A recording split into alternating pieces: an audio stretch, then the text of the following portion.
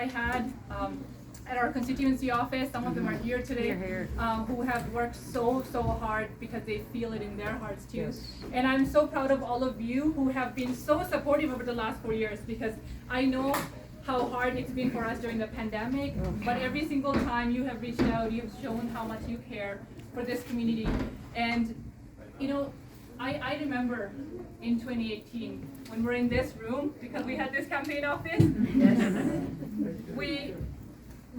There's a lot of different emotions, and we were scared, we were hopeful, we didn't have a lot of resources, but we were very optimistic.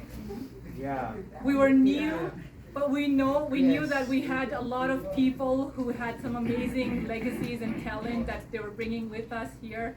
And that hope, that trust that we had here with all of you made it possible. Absolutely. For 2018. Here, here.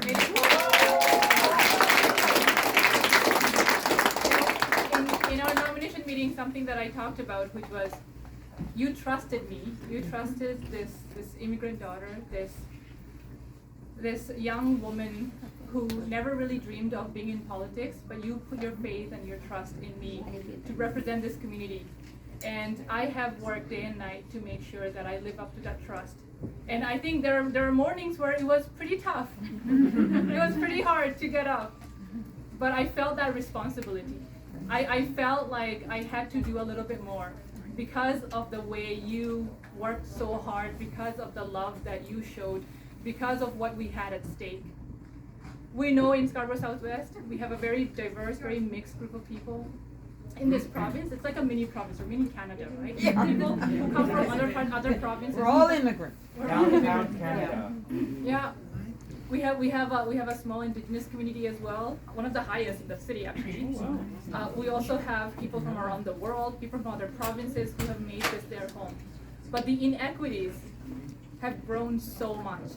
It is just astounding to see how we have allowed in our province to get to a point where people, just last night actually, when I was driving home, I saw someone at an intersection waiting so that someone would, give him $1 or $2. This is what's happening. And at Warden and St. Clair, I remember growing up, there was no one standing there. This is happening now. It's increasing. That's the reality of our province. We have also seen what's happening with our healthcare system. In this place right here, I talked about my father and how he survived because of the healthcare system, and how important it is to all of us to protect it, to save it, to make sure that we improve it. And yet, we have a government now that's slowly creeping away into privatization. Of course. We have an education system that's supposed to be the pride of our nation. And we have done so well, and yet we have governments after government for the past 2 decades almost, where they have sold off schools. Can you believe that? They have sold schools, so we have less schools now in our province. And they have focused so much on private education that people have told me how before the little brochure they used to get at home about private education schools, that brochure has now gotten bigger because they get more support from the government. We saw it with the COVID vaccine, for example, or the PCR test and the rapid test, where they had a huge amount. Meanwhile, public schools did not get enough. That is the type of government that we're dealing with. And we have to do so much more. We have to fight harder. And I know how that is, because when you're in opposition, you're climbing a little bit of an uphill battle all the time. When it was about the vaccines here, when it was about road safety, when it was about our bill, which we finally did pass, Bill 98.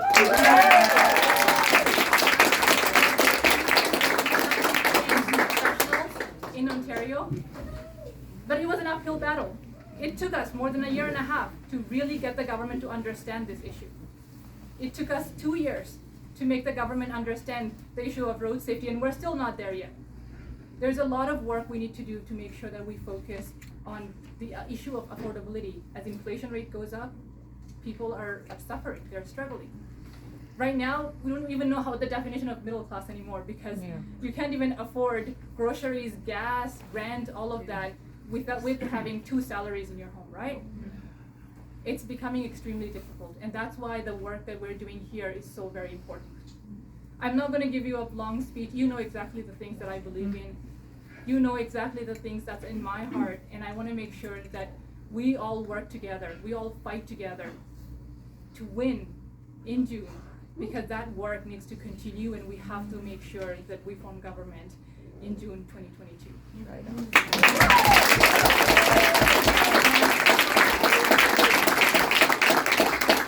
I want to end with just one thing, which is in 2018 we knew that it was going to be tough, right?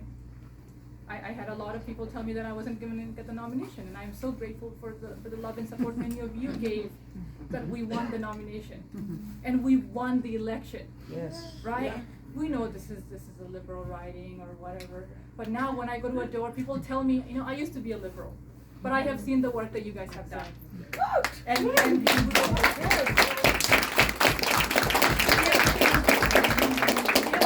the NDP can offer. Well done.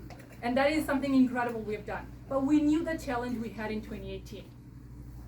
This time, it might look easier, but we have to work very hard. We cannot take anything for granted. Absolutely.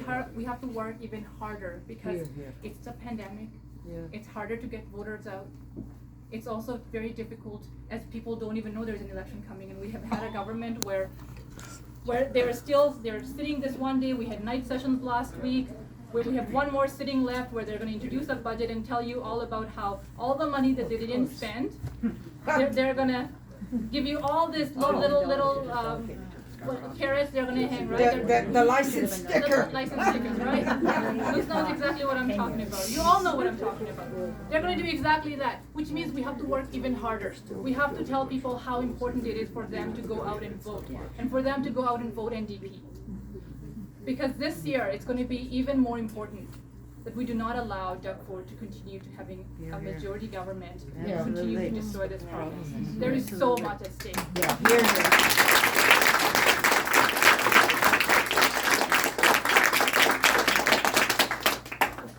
So thank you so much.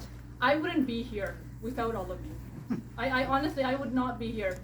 After my parents, my closest family, friends that I have met and known for the last 20 years, some of them are here, all of you who didn't even know who I was, believed in me, made me part of your family. Love you. I wouldn't be here.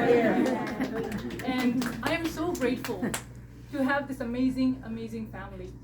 And you mean so much to me, and I promise you that I will keep knocking on doors. I have been doing it.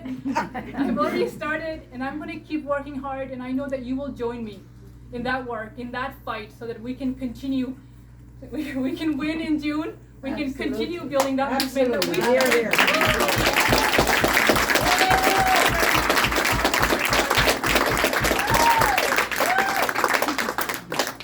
And please enjoy. We're not going to have a huge formal thing. I'm going to ask my friend Chris to come up here. There's going to be food. So if you're fasting, there's going to be boxed food. We'll break fast at around 8 o'clock. But if you're not, please feel free to eat. Take it with you. We're just very lucky to have you all here with us and share the love. And the campaign has started. The movement has started. We're going to keep fighting. And to all of you, June 22. Sure.